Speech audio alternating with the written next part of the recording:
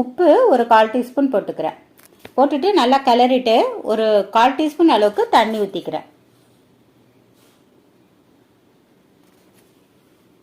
தண்ணி ஊற்றி கலந்துட்டு நான் கார்ன்ஃப்ளவர் மாவு 1/2 டீஸ்பூன் எடுத்து வச்சுருந்தேன் இல்லையா, அதை ஒரு 1/2 டம்ளர் தண்ணி ஊற்றி கலந்து அதையும் ஊற்றிக்கிறேன். ஊற்றி நல்லா கிளறி விட்டோம்னா சாஸ் கொஞ்சம் திக்காக வரும்.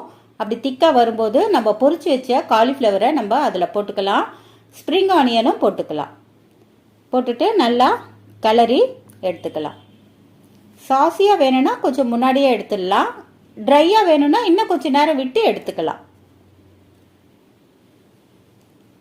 இதில் நம்ம குடமிளகா வேணும்னாலும் நம்ம வெங்காயம் வதக்கும் போதே கொஞ்சமாக குடமிளகா போட்டும் நம்ம செய்யலாம். நான் இன்னைக்கு போடலை குடமிளகா, வெறுமனே தான் காலிஃப்ளவர் போட்டிருக்கேன். இந்த காலிஃப்ளவர் மஞ்சூரியன் ரொம்ப நல்லா இருந்தது. நீங்களும் இது போல் செய்து பாருங்கள்.